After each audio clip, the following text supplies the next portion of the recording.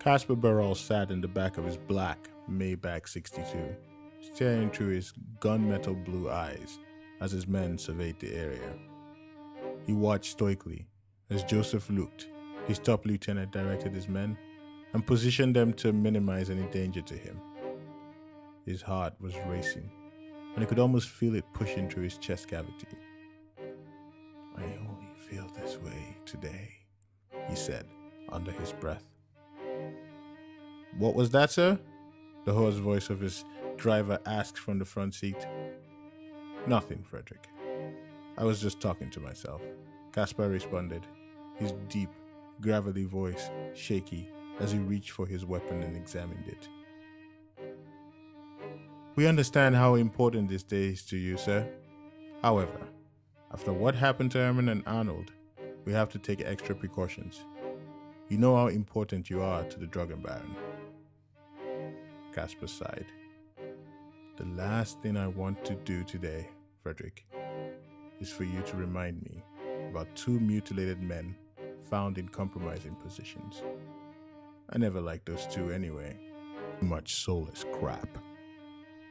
Kasper placed his gun back into his holster and rubbed his temple as Joseph Luke walked up to the window.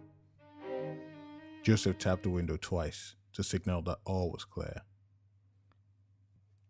Kasper pushed the car door open and bounded past Joseph. He stopped midway to the restaurant, turned around, and walked back to him.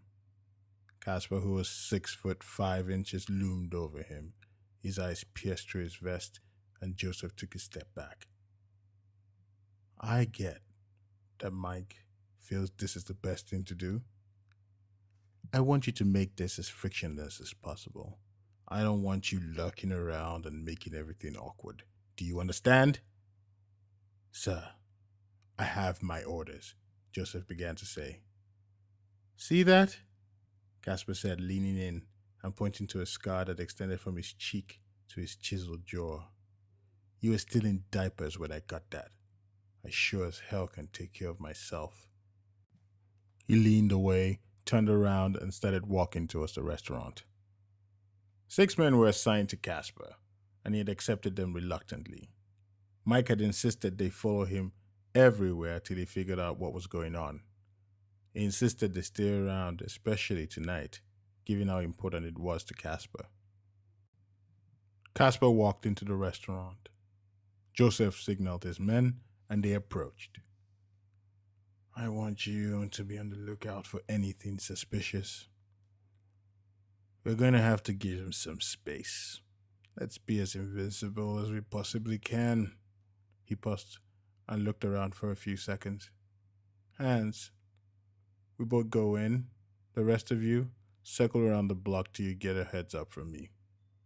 "Can't he see how much danger he is in?" Hans muttered as the other men proceeded to their routes. "If I insisted, he could have broken me in two. This is the best we can do.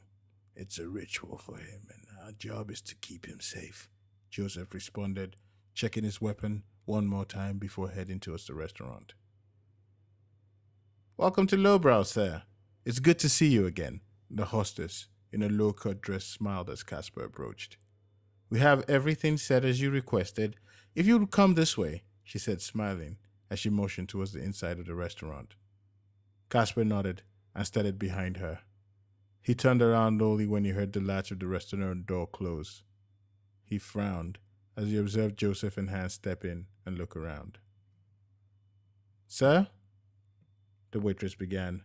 "Your data waits," she said with a smile. Kasper switched his focus away from Joseph, who was training his gun at the front entrance, and towards Navina, and his heart almost burst out of his chest. Navina stood in a lipstick red Bardot gown with extended sleeves and silk flared skirt that fell to the floor in yielding pleats. Her bantu knots, with hints of grey, extended all the way to her shoulder, and she stared lovingly at Kasper with her green eyes. The dress complemented her earthy skin tone, and she smiled at Kasper, who stood with his mouth aghast. "Do you like it?" Navina looked at her dress and then back at Kasper, as if for approval. "Like it?" Kasper responded. I fell in love with you all over again. He lunged forward and bear hugged her, and she disappeared into his massive frame. I took a risk, and I was not sure how you would like it, she continued, snuggling closer to him. I'm really glad you do. Casper let her go, leaned in, and planted a heavy kiss on her face. When he finally stopped kissing her, Navina smiled and reached out to clean the red lipstick smear that had been left behind. As she did this, she noticed Joseph murmuring to Hans, Are we going to be okay? Nobody is going to lay a finger on you, my love. They're just here for extra protection. Everything is fine, Casper said into her ear as he rubbed her back gently. Not even Mike could prevent me from enjoying our anniversary dinner. I wouldn't miss this for the world. Your hands have always been very soothing to me, Navina said, sniffling, as she raised her head from his chest to stare at the only man she had ever loved. Don't cry, baby, Casper said, wiping the tears from her eyes. He leaned in once again and kissed her on the forehead. Of course. Navina smiled and stood on her tiptoes as Casper leaned in for a more passionate kiss. Let's have dinner, Navina finally said, stepping back and heading to the only table in the restaurant. As she strode majestically towards the table, Casper could feel his eyes dilate. You're just as beautiful now as the day I first laid my eyes on you, he said gently. Navina stopped and turned to him with a serious look on her face. Is that so? She responded. Is that what you tell all your mistresses? Mistresses? No. Wait a minute, Casper began awkwardly with a confused look. Navina burst into a fit of laughter. You should see your face. I've always loved how expressive you are, she said, reaching out and slapping him on the shoulder. That was sarcasm, she said, pointing at her face cheekily. We've been married for 25 years and you still can't tell when I'm joking. Of course I knew you were joking, Casper responded, forcing a weak smile. Of course you did, Navina teased as she got into her seat. She signaled for the waitress. Casper grinned as he took off his coat and sat across from her. What would you like to start with? The waitress asked. I'll have the vieux carré, the smiling Navina declared. And you, sir? I'll start with a sidecar. In about 30 minutes, could you bring a bottle of Chateau Laforique Perague? I love that drink, Navina grinned. Only the best tonight, Casper remarked. Of course. I'll be right back with your drinks, the waitress said as she headed into the kitchen. There was another pause as Casper stared at her. Remember the first night I saw you? He began. It was at Joseph's party, a week before we shipped out. Oh, don't remind me of that night, Navina said, covering her face with her palms to hide her embarrassment. I was so nervous when I approached you. After talking to you and hearing you go on and on and on about Shakespeare and his genius, the idea of coming back from the war and kissing your face kept me motivated. I was so infuriated to return and find out you were dating Florian. You know, Navina began, all he did was ask. You have no idea how difficult it was from my perspective. You were my epitome of beauty, glamour, and elegance. Then, to find out you were dating the worst person in the world, I could not reconcile those two ideas. When I heard he hit you, I wanted to kill him. Casper gritted his teeth as he clenched his fist. I should have left long before you came along. I was young and naive. Navina reached out and touched him, smiling as his fist slowly unclenched. Then you decided to play the hero, and I had to watch in horror as you proceeded to get your ass ceremoniously kicked, she said, laughing. It was Casper's turn to be embarrassed. He was at least twice my size at the time. It keeps growing every year. Don't you dare exaggerate, Navina said mockingly. Casper smiled as Navina's boisterous laugh filled the restaurant. The waitress arrived with drinks. Sidecar, sir? Vieux carré, madame? I'll be back with the Chateau La Folie Perigui. She smiled and left. 25 years, huh? Navina began. Did you think we would have lasted this long? Caspar gave a wry smile. I already have plans for our 40th. Navina leaned forward with a cheeky grin. You do, eh? Please, enlighten me. Caspar shook his head vigorously. It's going to be a surprise. Like you know the first thing about surprises, Navina responded with a giggle. Caspar rolled his eyes in feigned frustration.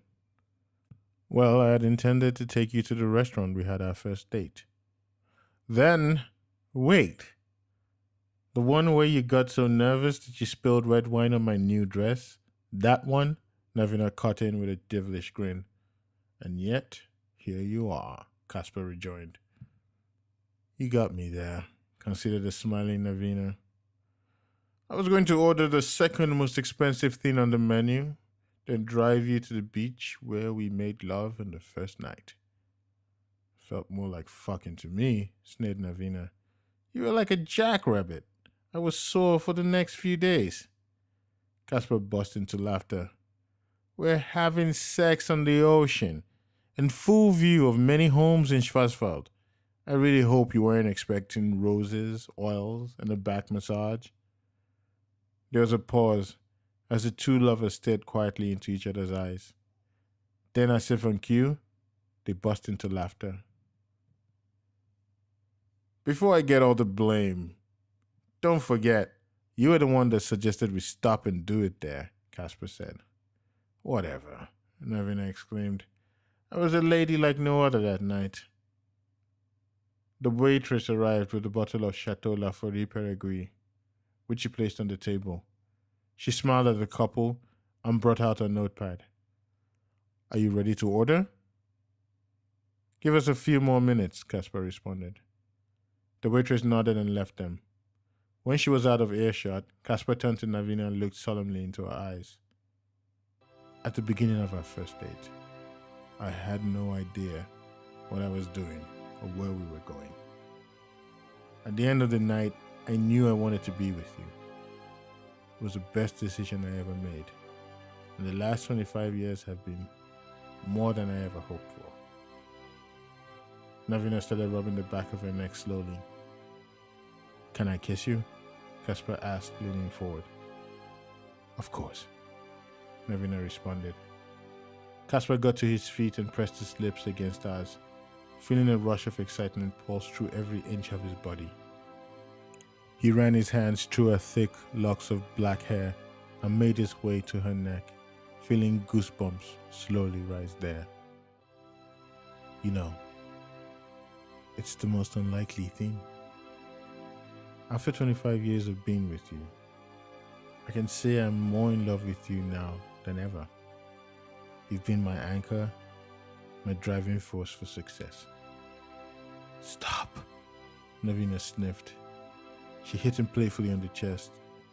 I don't want to cry anymore. I already messed up my mascara.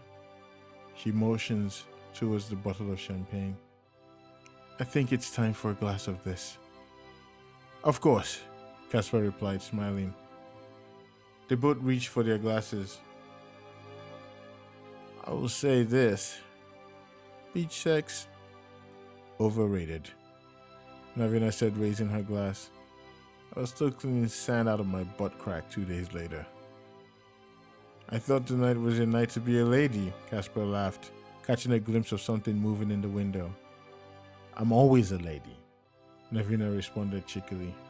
Here's to more beach, sandy sex in 15 years, Navina declared with a big grin. And if you're lucky, you might even get some tonight, Caspar said, clicking his glass with hers. They took a sip and stared lovingly at each other. There was a deafening silence, and then the world around them exploded in a hue of orange and shattered glass. The explosion threw Kasper across the room with such force you could see his body contort in strange ways. Darkness. Silence. Darkness. Muffled voices. Darkness. Navina's voice. Like clockwork, Kasper sprung to life. It only took him a second to adjust to the orange flames spreading swiftly around the room. He noticed Navina looking around, confused. Her dress was torn, and a mascara formed a trail down her cheek. "Kasper! Kasper, they're coming!" Navina screamed, a voice muffled by the impact of the explosion. Kasper lunged forward as the figure of a man appeared through the broken window. He reached for his Ruger SR9, which had been tucked in his back holster, and trained it at the man. He pulled the trigger. The sound of gunfire filled the room, and Kasper responded like he had been hit with a shot of adrenaline. He pulled the trigger and watched as another man in the distance slumped to his knees, pulled again, and watched another duck just in time. "Get down, Navina, and stay down," he said forcefully. Navina prone to the floor immediately and started dragging herself away from the window.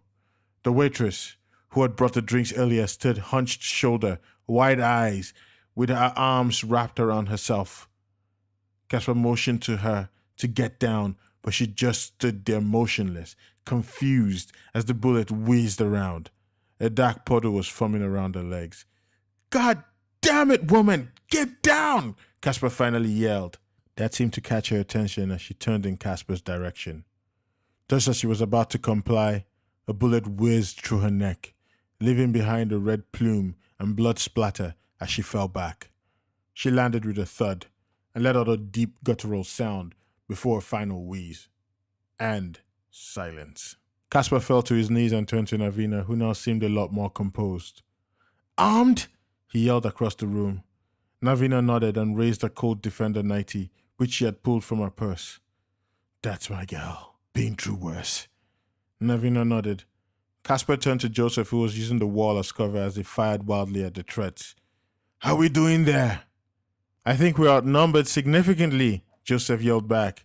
"Fuck," Kasper muttered. "I think we're outnumbered," Joseph yelled back. "Fuck," Kasper muttered.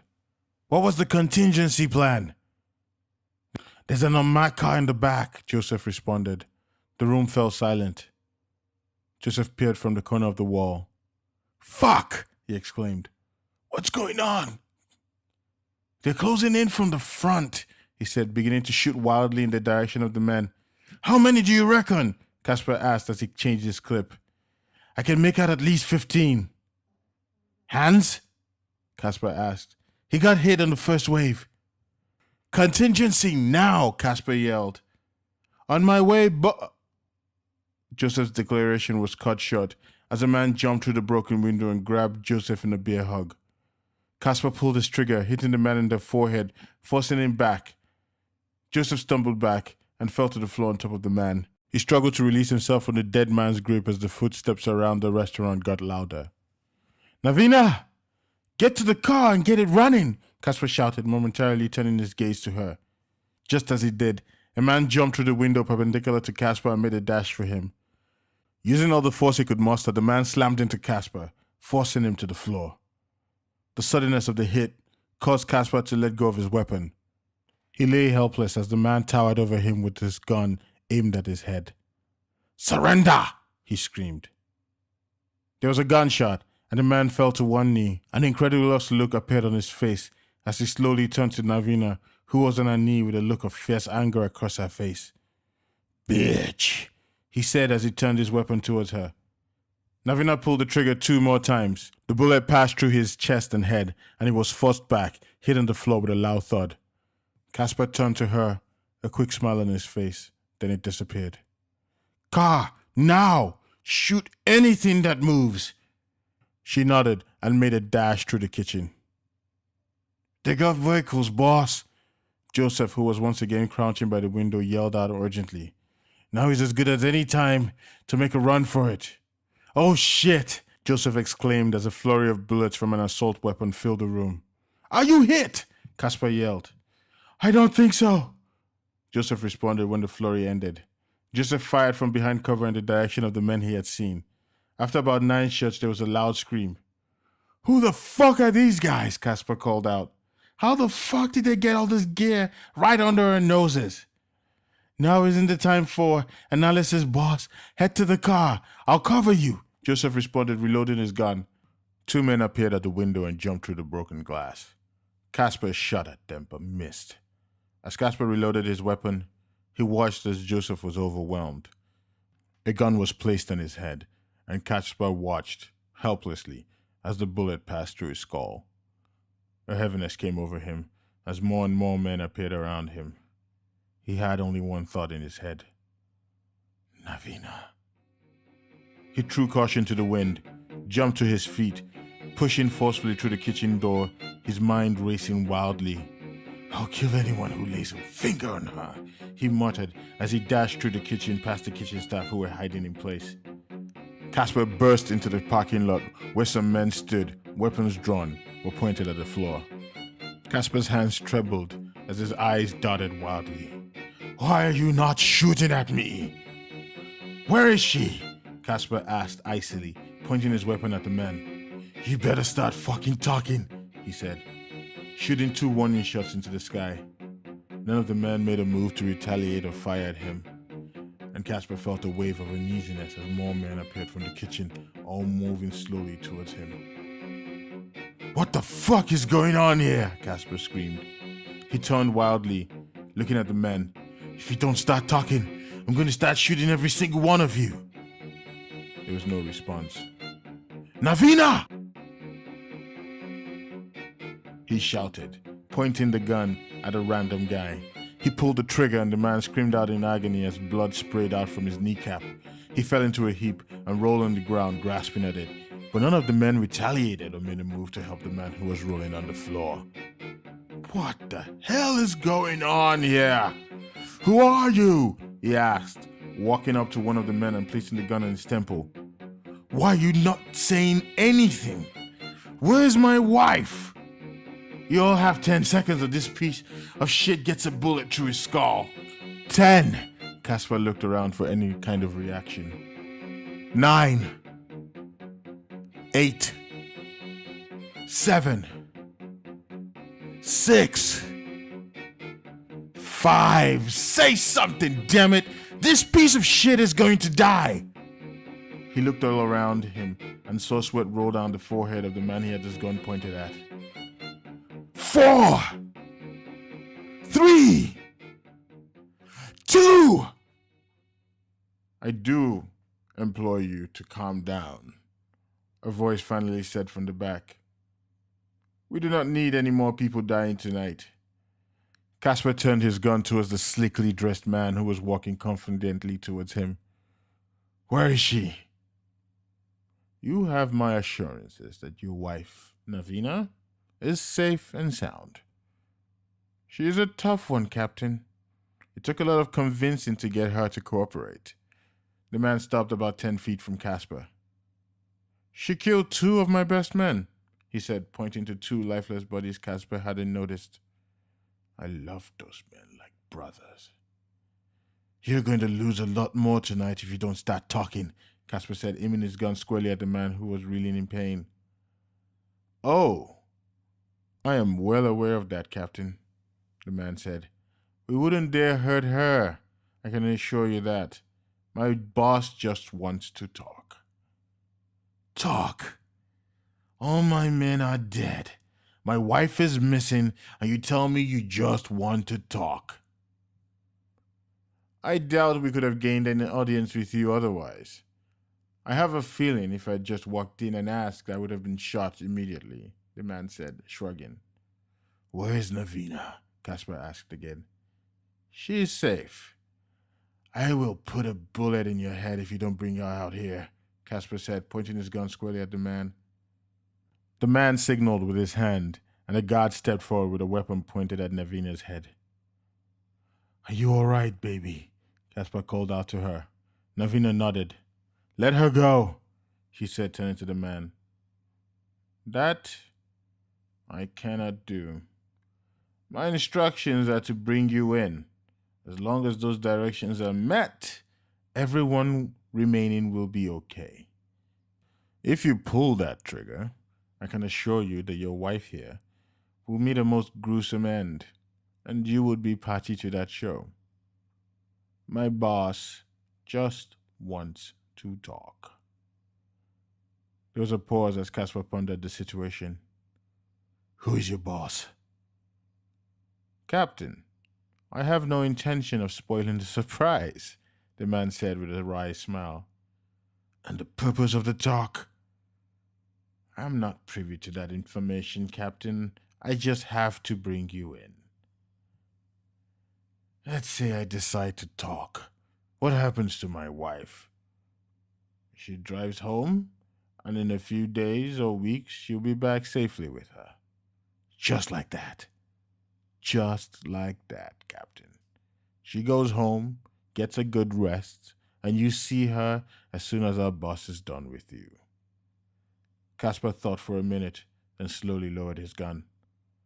The man signaled to two of his men who walked up to disarm Kasper.